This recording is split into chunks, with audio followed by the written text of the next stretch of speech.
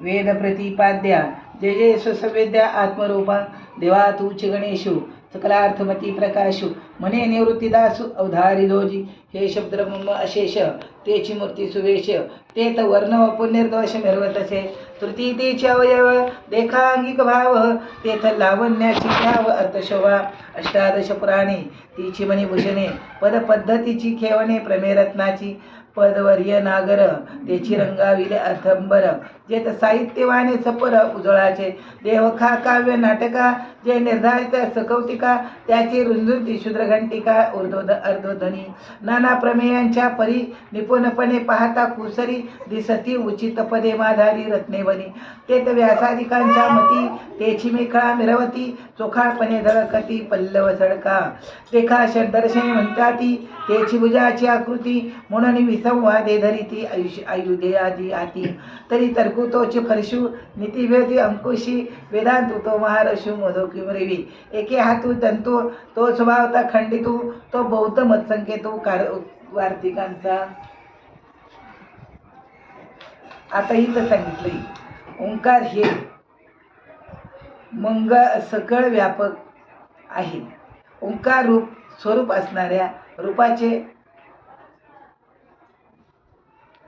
आद्य कारण आणि वेदाचा कर्ता किंवा वेदगम्य असणाऱ्या देवा म्हणजे ओंकार हे मूळ जाणावे सर्वांचे तेतोनी पाहावे वेदशास्त्र.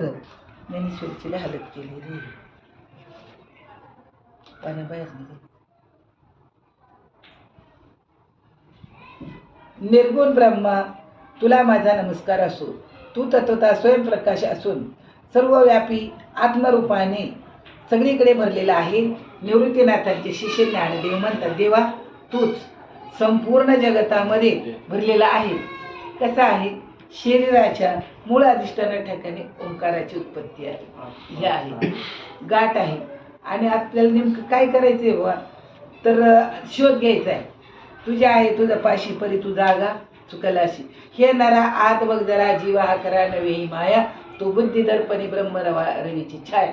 आपल्या बुद्धीचा आरसा करून आपल्याला पाहायचे, दुसऱ्याला पाहायचं नाही. आरशामध्ये आपण जेव्हा उभे राहतो आणि गंध लावतो, बाहेर उभा आहे त्याला गंध लावायचा का आतमध्ये दिसतो त्याला गंध लावायचा? कोणाला लावायचा? बाहेर लावतो त्याला दिसतो त्याला.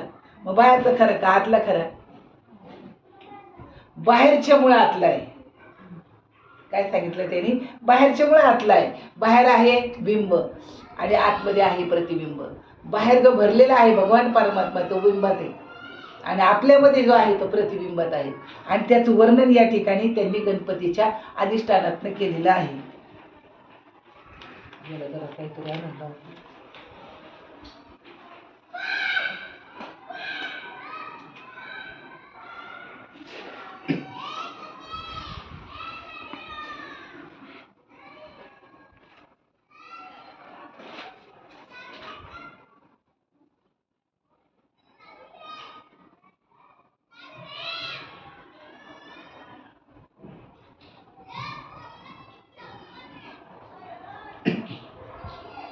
सहा शास्त्र 18 पुराण काय सांगतात?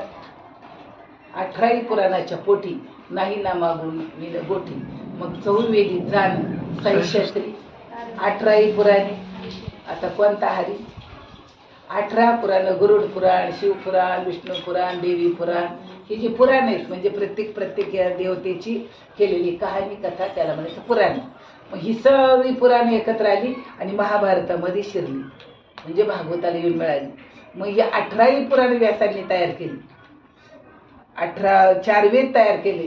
समाधान नाही लागलं. समाधान लागलं नाही असे नदीच्या काठावर बसले. नदीच्या काठावर बसले तिकडनं नारद मुनी आले.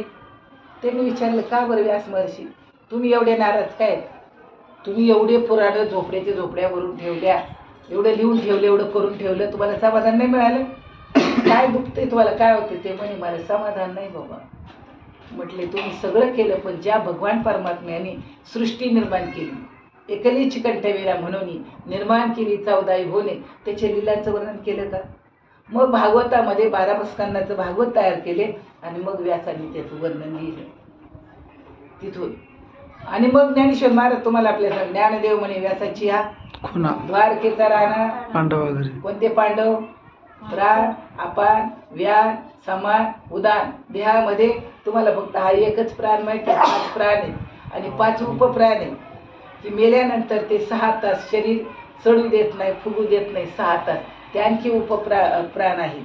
मग आता आपल्या शरीराचा आध्यस्त स्टडी आपण करीत आणि कधी करणार आणि कोणाला टाईम आहे? टाईम आहे ना आपल्याला. 10ला मोबाईल बंद करणे, सकाळी तुम्ही 5ला 6ला उठणार म्हणजे उठणार.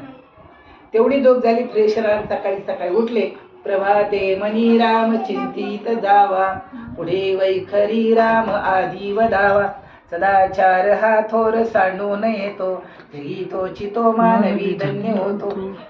उठल्याबरोबर नामस्मरणाला बसलं तोंड बंद करून, त्याला धन्य म्हटले. आणि मग मना सज्जना भक्ती पंथेची जावे, जरी श्रीहरी पाय विजय तो स्वभावे. ज्यांनी निंद्य ते सर्व सोडवून द्यावे, ज्यांनी वंद्य ते सर्व भावे करावे. जगातली वाईट गोष्ट सोडून द्यावी, जे चांगलं असेल ते घ्यावं, वाईट असेल ते टाकून द्यावं. जगाच्या पाठीवर आपण आलोच कशामुळं? वासनेने. असं नाही, वासना परिवर्तन करण्यासाठी परमार्थ करायचं आपल्याला. आणि जोपर्यंत वासना बदलत नाही, म्हणा वासना दुष्ट कामा नये रे, म्हणा सर्वथा पाप बुद्धी नको रे, म्हणा धर्मता नीती सोडू नको, म्हणा अंतरी सार विचार राहू. सगळ्या काही गोष्टी परमार्थाला पोषक मनापासून करायच्या. म्हणा पाप संकल्प सोडून द्यावा, म्हणा सत्य संकल्प जीवी धरावा, म्हणा कल्पना ते नको विषयांची, विचारे घडे हो ज्यांनी सर्वची. राग व्यक्त केलाय, राग व्यक्त केलाय संतांनी त्याच्यामध्ये. बघ बाबा, तू काय करायचं हे सांगितलं, आपल्या मनाला सांगितलं. परमार्थ हा स्वतःला सांगण्यासाठीच आहे. आता तुम्हाला वाटत असेल आम्हाला सांगतो, तुम्हाला नाही सांगत, मी मला सांगतो. कुठनं ऐकतो? तुमच्यातनंच ऐकतो, तुमच्यातनंच बोलतो. या नाव अध्यात्म. आणि हे अध्यात्म एकदा कळालं, अनुभवाला आलं, एकदा मन आतमध्ये रमू लागलं की मग मात्र काय होतंय तर आत्मचैतन्य जागं होतंय आणि आत्मचैतन्याचा आविष्कार होतो, अनुभव येतो आपल्याला. थोडा थोडा प्रयत्न केला तर तुम्ही सहज प्रपंच करून परमार्थ करून माणसाला संत होता येतं. असं काही नाही सगळं सोडायचंय, डोंगरावर जाऊन राहायचंय आणि काय करायचंय हे विचार काय डोक्यात ठेवू नका. आसोनी संसारी आपल्या संन्यस्त आईने सांगितलेलं आहे. माऊली संन्याशी म्हटलं जातं माऊलींना. संन्यस्त आईने सांगितलेलं आहे आसोनी संसारी जीवा येऊ करी वेद शास्त्र उभा. जेव्हा रिकाम आहे तेव्हा आतमध्ये जायचं, जेव्हा रिकाम आहे तेव्हा आतमध्ये जायचं. हळूहळू तैसे भोगा आतून निघता अर्जुना, तैसे भोगा आतून निघता चित्तमज माझी निघता. हळूहळू पडलो स्वतः मीच होय. हळूहळू अर्जुना काय होता येईल तुला? हळूहळू काय होत आहे? मीची होय म्हणजे कृष्ण रूप होईल. हळूहळू जर तो प्रयत्न केला तुझ्यातले पापाचे विकाराचे विचार, पापाचे विचार ते नाहीशी होतील. हरी उच्चारे अनंत पापराशी जाती शिक्षण मात्र. मग मला नामस्मरण तर केलं पाहिजे थोडं थोडं. माझ्याकडनं माझं तुझं चांगलं वाईट डोळे पाहू नये ते पाहतं, कान ऐकू नये ते ऐकतं, तोंड बोलू नये ते बोलतो, पाय जाऊ नये तिकडे जातात, हात करू नये ते करते. मग ह्या सगळ्यांकडनं इंद्रियांकडनं होणारं पाप ते इंद्रियांना परवळण लावायला सांगितलं त्यांनी. डोळ्याने देव पाहावं, कानाने देवाचं ऐकावं, तोंडाने देवाचं बोलावं. घेई घेई माझे देवाची गोड नाम विठोबाचे. डोळे तुम्ही घ्या रे सुख पहा विठोबाचे मुख, तुम्ही ऐका रे कान माझे विठोबाचे गुण. अजून सांगितलं मना तेथे धाव घे राही विठोबाच्या पायी. मनाने फक्त आणि फक्त काय करावं ते देवाच्या चरणाजवळ. आता मनात काहीतरी विचार आलाच, मनात विचार आणणं तुमच्या हातात नाही, पण आलं काहीतरी विचार त्या मनाला सांगा तू येईल पांडुरंगाच्या पायात जाऊन. मग असं करता करता करता मन कुठे जाईल? मनाला तिथं राहायची सवय झाली तर मन ईश्वर बनून जाईल ना. आणि मन ईश्वर आहे पहिलाच, पण देहाच्या बाजूने मन जातं आणि देहाच्या बाजूने गेलेलं मन रामकृष्णाने तुम्ही लक्ष दिलं, देहाच्या बाजूने गेलेलं मन पाप. मग ते सांगतात मन संकल्पाची पापे न जाती तपाची या पापे. मनाच्या संकल्पाने जे पाप घडलं तुम्ही किती तप करा, किती जप करा, काही करते जात नाही मला. पण जर मनाला सांगितलं मना नको जाऊ इकडे तिकडे, नामाची काठी घेऊन मी लागेल तुझ्या पाठीमागे. मनाची त्या ठिकाणी मनमार्गी गेला तो ती त्याची मुखाला, पण संताची संगती मनमार्ग गती. आता बघा कसं सांगितले ते जर सत्संगत गेला आपल्याला असं सांगितले. आवाज कमी कर गा.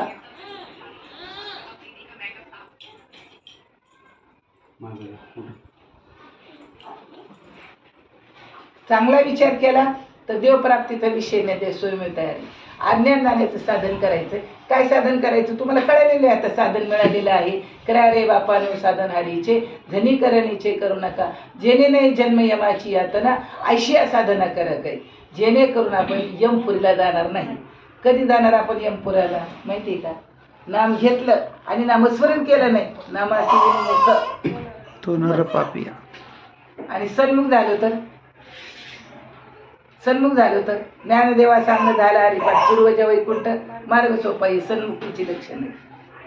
मग आता हा सन्मुख झाला, आता नाम मिळालं पण सन्मुख झालो, आता चिंतन पण करायला पाहिजे. विसरायला द्यायचं नाही. विसरले तयार थोडं झाली आणि पचतील खाणी 84च्या नामाला विसर पडू द्यायचा नाही. त्याचं प्रेम मिळालं पाहिजे, आदर आला पाहिजे नामामध्ये, आवड आली पाहिजे नामामध्ये, आणि मग ही गोष्ट तुम्हाला साध्य होईल. तुम्हाला कामावर जायचं, तुम्ही पाहुणेदार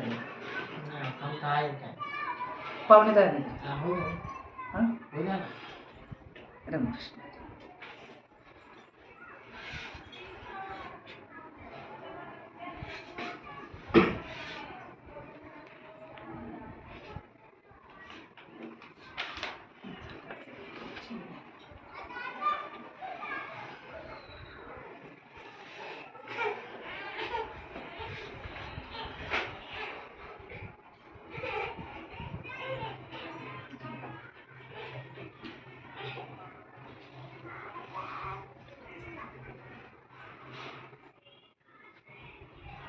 ज्या ठिकाणी उपाधी रहित आणि दुःख संबंध रहित, म्हणजे दुःखही नाही. दुःख कशाचं?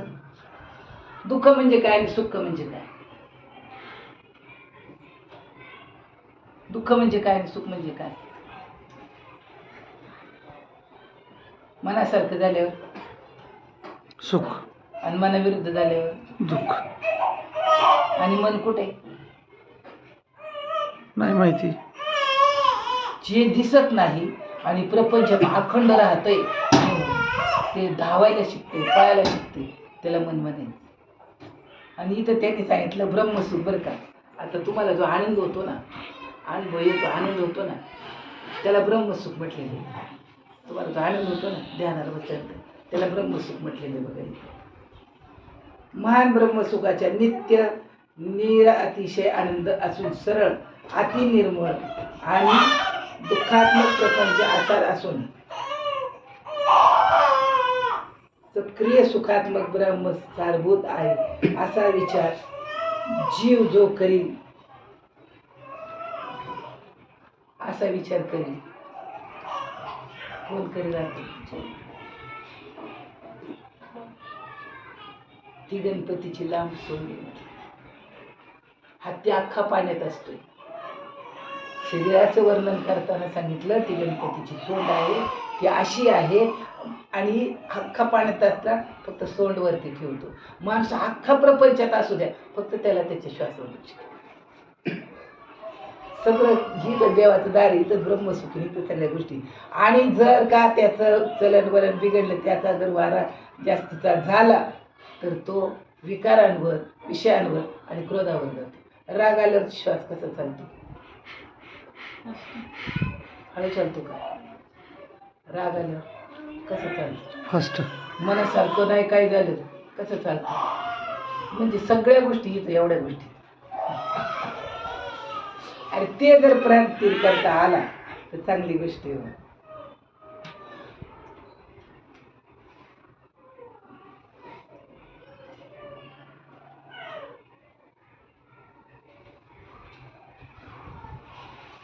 परिहारपूर्वक तत्वनिर्णयाला उपकारक असा जो उत्तम वाद आहे, हाच कोणी त्याचा दात आहे. निपक्षित पानापणा आणि दाताचा पांढरा रंग हा ज्ञानदृष्टी आहे. त्याचे सूक्ष्म निरीक्षण, बारीक नेत्र आहेत असा विघ्नराज भक्ताच्या विघ्नाला नाश करण्यात पूर्ण देव समर्थ आहे. उत्तर मीमांसा आणि पूर्व मीमांसा दोन्ही गणपतीच्या कानाच्या ठिकाणी भासतात. ज्ञानामृत कोणी गंडस्थलातून निघणारा अतिशय मुनिरूपी हे त्याचे सेवन करतात. सतेज त्याच्या अंगावरील सतेज पोळा, द्वैत आणि अद्वैत ही जणू गंडस्थळे आहेत.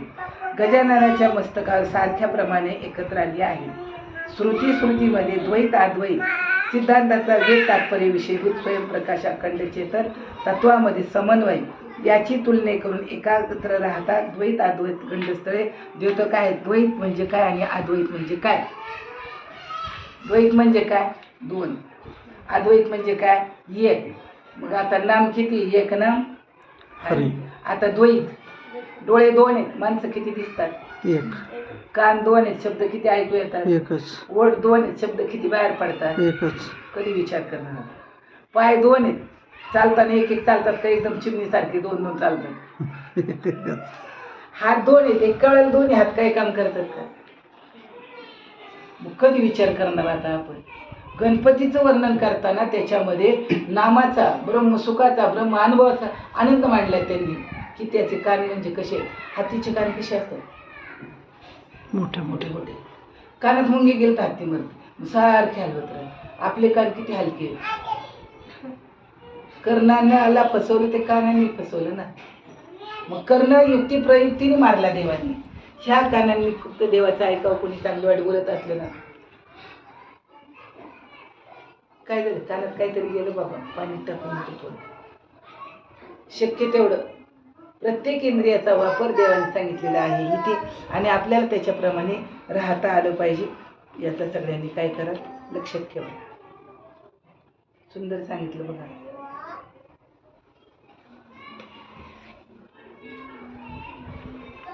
आता उपनिषद केन उपनिषद कठ उपनिषद मांडुक्य उपनिषद असे एवढ्याले ग्रंथ आहेत. आणि त्याच्यामध्ये द्वैत अद्वैत सत्य असत्य घटाकाश मटाकाश पटाकाश सगळ्या सृष्टीचं वर्णन मांडलेलं आहे. मग अन्वय व्यतिरेक आता इथे एक शब्द येऊन गेला तुम्हाला अन्वय व्यतिरेक. सोनं म्हणजे काय आहे एवढी सोन्याचं बिस्किट आहे अन्वय म्हटलंय त्याला. एकच आहे त्याला अन्वय. व्यतिरिक्त त्याचे दागिने बनवले मुलाला एखादी चेन बनवली मुलाला अंगठी बनवली मुलीला एखादा गंठण बनवला त्याचा व्यतिरेक केला आणि दागिना बनवला. आता तुम्ही मोडायला चालवलं काय चाललं सोनं का दागिने सोनच चालवलं. म्हणजे मी एका ठिकाणी गेलो तर त्या ठिकाणी अंबाबाई सोन्याची होती गणपती सोन्याचा होता खंडोबा सोन्याचा होता आणि काहीतरी अडचण आल्यामुळं सगळंच गेलं. पण आता तेवढं सोनं घरात आहे काय करावं कसं मोडा. आता देव मोडायचं का सोनं मोडायचं. सोनं. अडचण तुमची देव मोडल्या जाईल का सोनं मोडलं जाईल सोनं. पण माणसाचं मन कसलं आहे मन डेंजर आहे ना. आणि खंडोबा मोडायचं का आता आणि खंडोबा मोडायचा का. वर्ग म्हणलं मला फी भरायची 1.5 लाख रुपये खंडोबा मोड नाही तर जमीन मोड पण मोड पाहिजे. बापाचा नाईलाज झाला. खंडोबा उचलला अंबाबाई उचलली ते कृष्ण उचलला. देवाऱ्यात जेवढे सोन्याचे देव होते ते तिथं नेले. डोळ्याला पाणी आणून म्हणते मला मोडायचे. ते सोनाराने लगेच त्यांना काय लावलं त्याच्यावर तेजप टाकलं तसं खंडोबावर अंबाबाईवर. खरे आहेत का खोटे आहेत कशाची सोनं खरं आहे का खोटं आहे ते बघण्यासाठी तुमच्या मते असणारा देव आणि त्याच्या मते असणारं सोनं. आता तो देव आहे का सोनं आहे. मूर्त रूप तुम्ही दिले आकार त्याला खंडोबा अंबाबाई कृष्ण असणारे जे रूप आहे अन्नपूर्णा ही तुम्ही रूप दिलीत. पण त्याचं मुळाधिष्ठान काय सोनं आहे. नाही मोडतो तो परत शिक्षण राहते. मोडलं ना त्यांनी कडा आणले नोटा. आता विचार करा 80,000 रुपये सोनं निदान 2-2 तोळ्याचे तरी असतील ते देव. 8-10 तोळे तोडल्यावर काय त्याचं कामच झालं ना सगळं. मग देव मोडले का सोनं मोडलं. त्या सोनाऱ्याने त्याला समजून सांगितलं बाबा तुम्ही जाता जाता पितळाचं नियम पुजलं तरी चालतंय दगडाचं पुजलं तरी चालतंय नाही पुजलं तरी चालतंय. तो देव रडत नाही.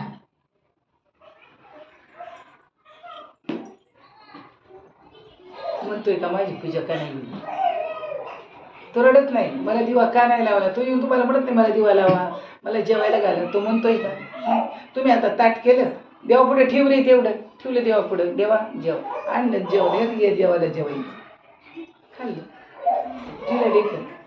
पण भक्ती पाहिजे प्रेम पाहिजे करण्यामध्ये.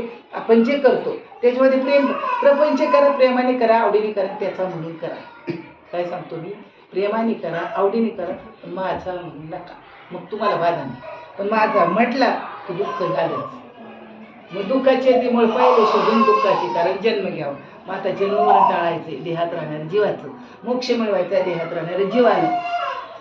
पण तुम्ही साधना केली, काही तुम्हाला अनुभव आला, असं होतंय तसं होतंय असं करतोय तर, पण असं तसं अनुभवाला उपयोगाचं नाही. काय यायला पाहिजे? त्या नामाचा आनंद व्हायला पाहिजे. आणि आनंद जर झाला तर जीवाला मोक्ष मिळतो. आनंदी आपलं स्वरूप आहे, आनंदी देवाचं स्वरूप आहे आणि आपलं स्वरूप जर आनंदाचं आहे. काही पुरावा आहे का त्याला? आनंदाचे डोही आनंद तरंग, आनंदाचे अंग आनंदाची. मग आनंदुरे आजी आनंदुरे सबाई अभ्यंतर अवघा परमानंदुरे. मग जोपर्यंत आनंद हातात येत नाही तोपर्यंत परमानंद करणार नाही. सगळीकडे आनंद आनंद आनंद आहे. जगात दुःख नाही असं मी म्हटलं तुम्हाला पटेल का? म्हणून सांगितलं मनाने मानलं तर सुख, मनाने मानलं तर दुःख. तर दुःखही नाही सुखही नाही. तुम्हाला जर सुखादुःखाच्या पलीकडे प्रवेश करायचा असेल तर नाम घ्या, काम करा, आनंदात राहा.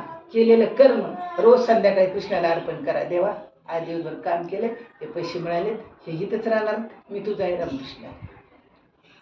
बाकी काय करायचं? तेवढंच करायचं. एवढं करा. आहे ती तुके देवाचे आयशी वर्तन निश्चय. देवाने आपल्याला शरीर दिले, तिथं नाम घ्यावं, त्याची माळ घालावी, नामस्मरण करावं, काम करावं आणि कृष्णार्पण करावं. कारण हे कृष्ण तत्व आहे. आपण काही बनवलेलं नाही, काही केलेलं नाही. झालेली सेवा तुम्हाला सज्जनांच्या बायबापाचे चरणी अर्पण करतो आणि ते थांबतो. पुंडली कवर दे हरी विठ्ठल. श्री ज्ञानदेव तुकाराम पंढरीनाथ भगवान की जय. माऊली ज्ञानेश्वर महाराज की जय. जगद्गुरु संत तुकाराम महाराज की. शांती ब्रह्म एकनाथ महाराज की.